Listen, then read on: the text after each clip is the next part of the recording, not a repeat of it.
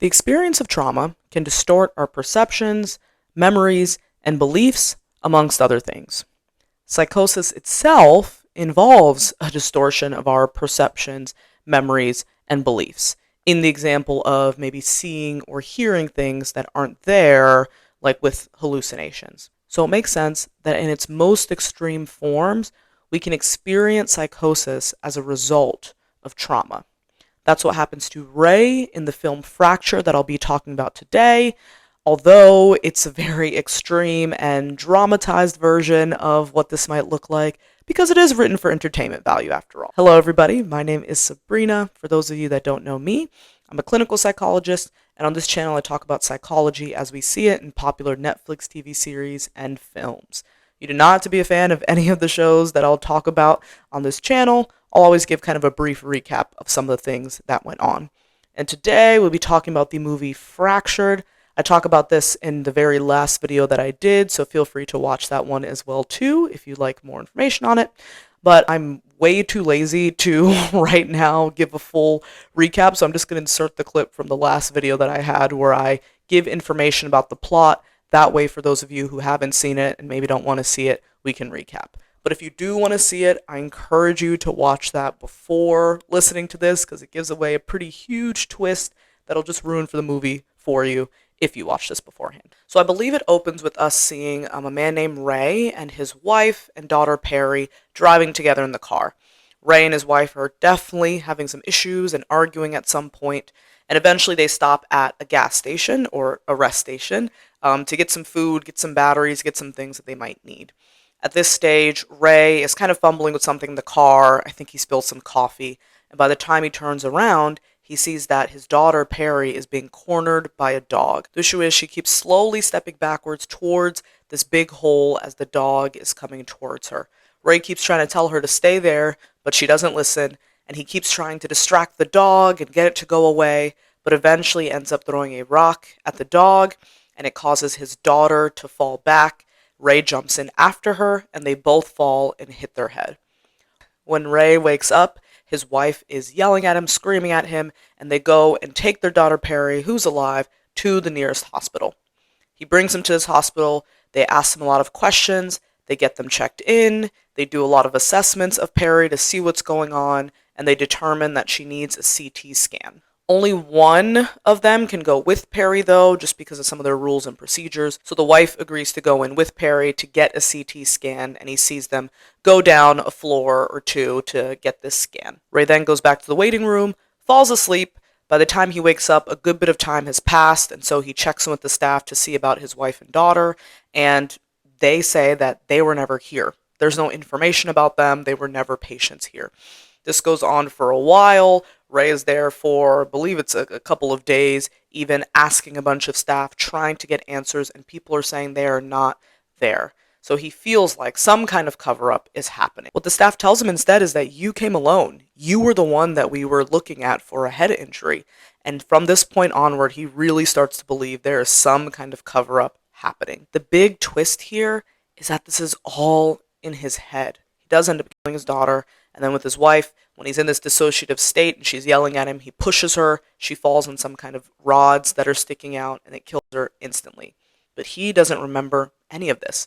He creates a story where they're still alive, and he's the hero and brings them to the hospital to save them. Getting back to our topic today, it's hard to pinpoint the exact number or percentage of people who experience trauma-induced psychosis because it's not actually a standalone diagnosis in the DSM-5 or the ICD-11 that a lot of medical professionals use. Some studies have shown that people who experience childhood trauma could be up to 2 to 4 times more likely to experience this, but most trauma survivors will not develop this. In looking at studies that overlap between trauma and psychosis, so for instance, looking at people who experience a brief psychotic episode and trauma being the cause of it, we can very roughly estimate that about 0.5 to 1% of the population globally will experience trauma-induced psychosis. Factors that make it more likely that a person will experience this are experiencing trauma at an early age, traumas involving violence, betrayal, or personal responsibility, having a genetic or neurological vulnerability, so being predisposed to dementia, for example, and just generally showing emotional instability. Thinking of Ray, this is the second time in his life that his actions have led to the death of his wife and child.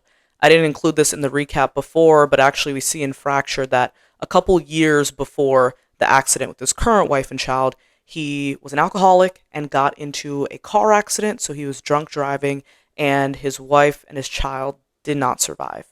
So with this being the second time that something like that has happened in a very violent way, that's going to have a huge weight on Ray. We don't know for sure, but the car accident that killed his first family did look pretty violent, and if I remember correctly, I think we saw Ray's head bleeding from it, so it's likely that he got a head injury at that point. And we do know from what happened with his second family, so the movie that Fractured is actually based off of, so the current present day with Perry, his daughter, and then his wife, that he did for sure receive a head injury. In the last video I did, I talk about how neurological vulnerability, so things like dementia, can really impact our memories and perceptions of things, but I also mentioned how things like head injuries can seriously impact that as well. So this could have easily combined with the weight of his more emotional trauma to lead to these false beliefs about the hospital. Imagine having to accept that not once, but twice now, in the span of a few years, you were the reason that some of the people you loved the most were killed. I mean, how in the world could the brain deal with something like that? The truth is too threatening, so the brain protects him from it by shielding him from the truth and completely splitting off from it. I mean, him thinking that the hospital is somehow hurting his family allows him to be a hero in this story versus the murderer that he actually is. He so deeply believes that he's a family man and he would never harm his family that making up this lie about the cause of their death allows him to remain the protector, good father, great husband that he sees himself as. The thing is, in this story, the hospital isn't the greatest threat. It's Ray. His untreated, grief-driven delusions pose more of a threat than the hospital ever could. So let's get into some of the symptoms that would go into a diagnosis of trauma-induced psychosis. Now, there are typically about 6 symptoms or factors that would go into this. The first is delusions. The second, hallucinations. The third, disorganized thinking or confabulation. The fourth, memory distortions or amnesia. The fifth, emotional detachment or dissociation. And the sixth, paranoia. Now, I talk about the first 2 symptoms in depth in the video that I did on schizophrenia, so I encourage you to watch it so you can really have a deep understanding of all the ways these 2 symptoms can play out. Delusions aren't just thinking that the government is out to get you, and hallucinations aren't just hearing voices. So let's break all these down and see how they play out in relation to Ray. The first is delusions. These are false, but fixed beliefs, meaning you cannot change them. You cannot convince the person that they are not true. In this case, in the movie, Ray is having what's known as persecutory delusions, in which he believes that the hospital is trying to kill or harm at least his family. Many, many, many people try, but nobody is able to convince him that this isn't true. The next symptom that he shows is hallucinations. I mean, there are so many examples of this throughout the movie. The whole time he's in the hospital with his family, that whole thing is a hallucination. We see him talking to his wife and child, and people looking at him strangely.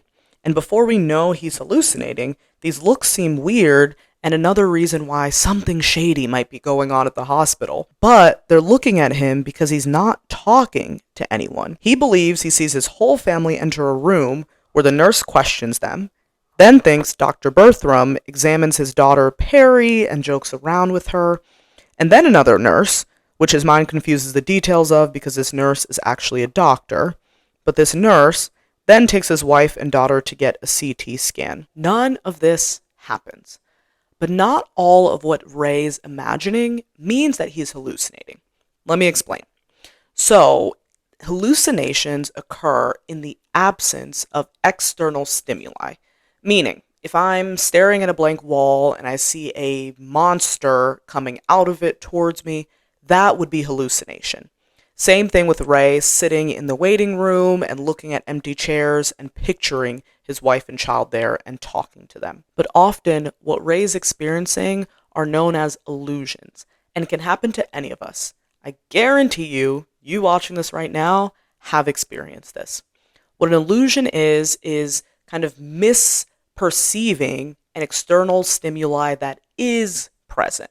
So if in the middle of the night I wake up and I get really freaked out because I see my black hoodie hanging on my door frame and I falsely thought that it was a person, I just had an illusion. Obviously that doesn't mean I'm psychotic, but for so many reasons, like just waking up and being extremely tired, our brain can misperceive things. So for example, in Fractured, when Ray goes to that operating room and sees that man being operated on, but instead thinks that's his wife and child, he just had an illusion, although an extremely strong one. So misperception itself does not always equal psychosis. Okay, so for the next one, I'm actually going to skip confabulation and come back to that at the end of talking about the symptoms. There's a lot I want to say there, and it's extremely interesting, so you do not want to miss that. I encourage you to stick around. So the fourth symptom would be memory distortions or amnesia. This one's very obvious in Ray's case in terms of not remembering that he was actually the one that killed his family, or misremembering certain details, like thinking about that doctor misremembering him as a nurse, or even some other things like misremembering that he was actually the one that was examined for head injury. Regarding emotional detachment and disassociation, Ray isn't actually experiencing any real kind of grief or deep sadness or emotional pain over the loss of his family because he doesn't remember or realize that they're actually gone. Our emotions don't just vanish into thin air though.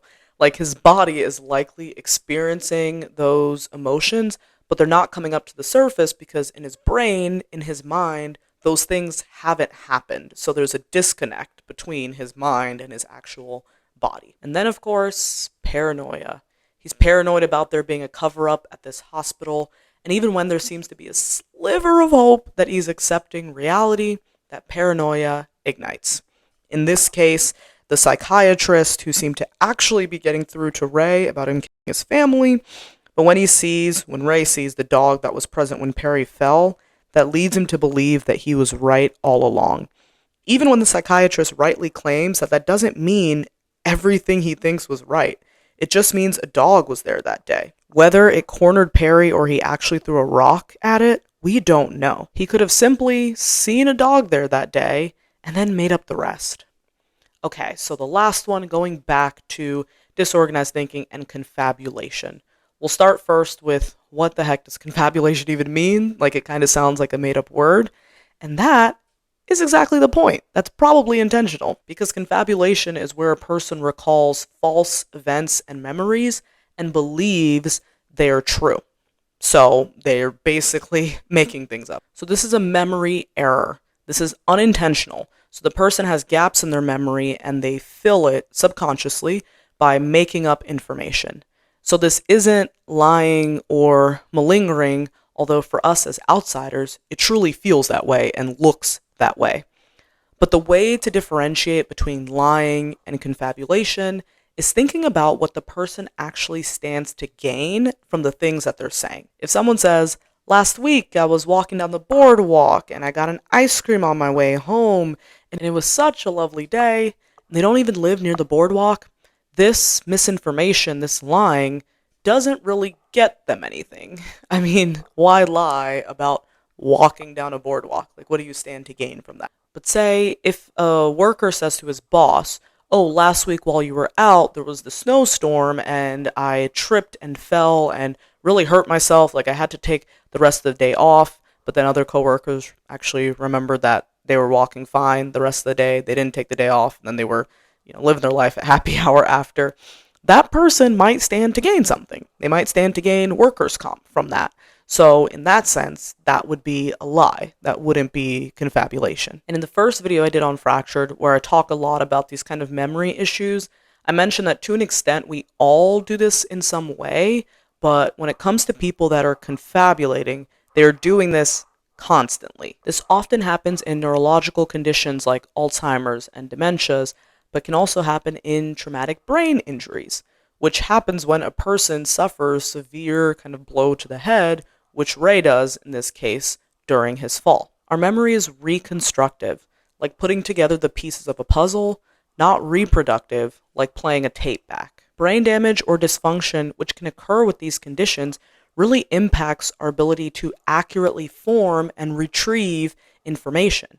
So confabulation is a way to cope with that, basically. So while it is incredibly frustrating to be in a relationship with somebody that confabulates, imagine how truly scary and frustrating it is to not be able to rely on your own memory. I mean, Ray in this movie is having huge lapses in memory, likely because he is trying to block out these things that are happening in terms of the trauma, so he's having these amnesias, and he's filling in those gaps in memory with things that didn't happen. Another interesting point to consider is that in researching, I figured out that confabulation can actually happen in some folks that have a thiamine deficiency, which is not uncommon for people who are chronic alcoholics. Ray admits that he is a recovering alcoholic who has a good period of sobriety, although he does relapse in this movie. A thiamine deficiency doesn't resolve on its own, and actually, if untreated, can get much worse and lead to a type of like alcohol-induced dementia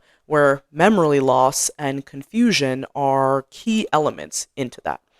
And for any medical doctors watching this, please correct me if I'm wrong, but from some of the brief research that I did, I found that in kind of, if you're going to a doctor, especially in an emergency room visit like this, a thiamine deficiency, like checking in for that, isn't a part of the routine things that they would check for.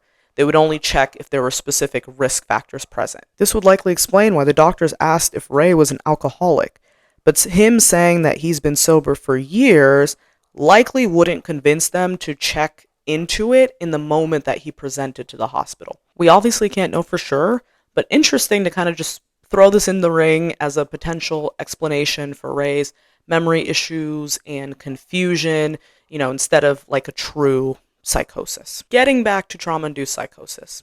While not a DSM-5 disorder like I mentioned earlier, it can overlap with some diagnoses in the DSM.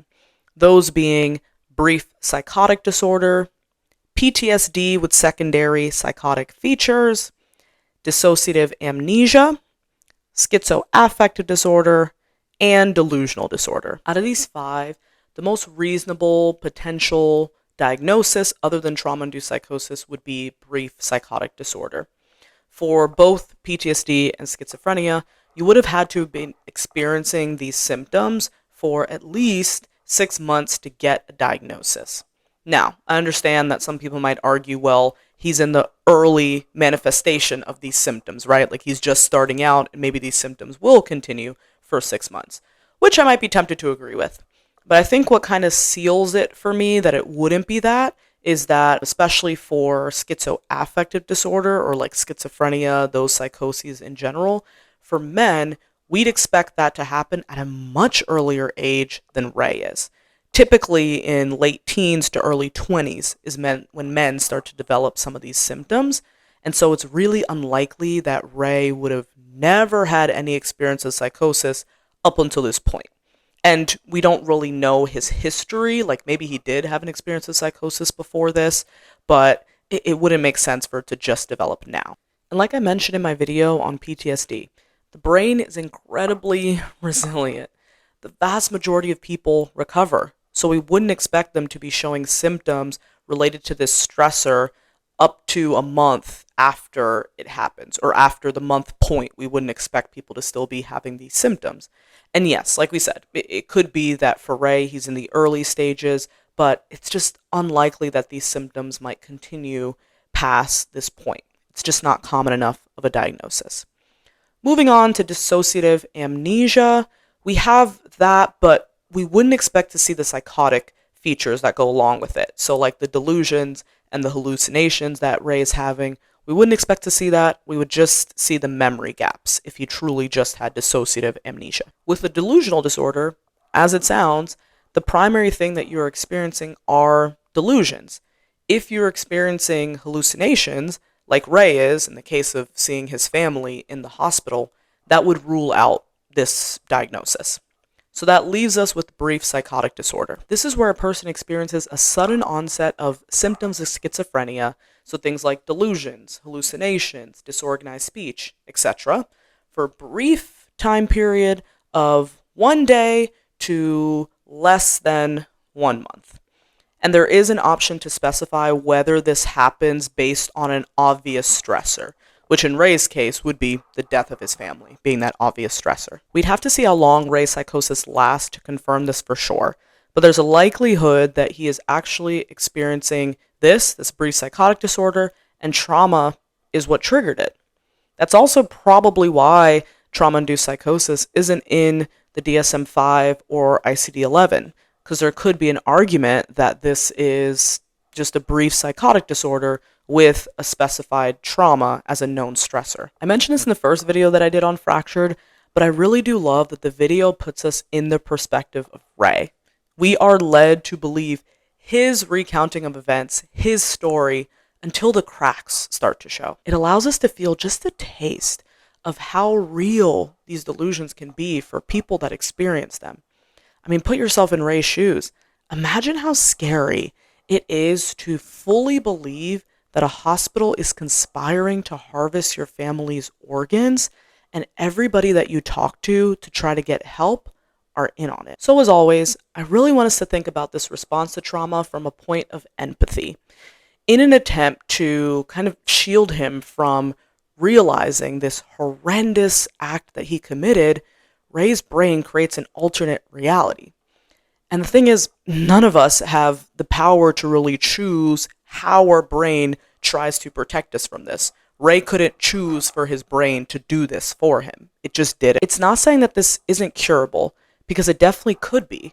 But you first have to realize there's a problem. And in Ray's case, he killed the only people that could prove to him that he is being delusional in terms of his wife and child. So with the evidence that he has left, and with the world that his brain has created for him, why would he think the contrary of what his brain is already leading him and convinced him to believe? Nice and slow. Don't hurt me, Daddy. I would never hurt you, sweet. I would never hurt you.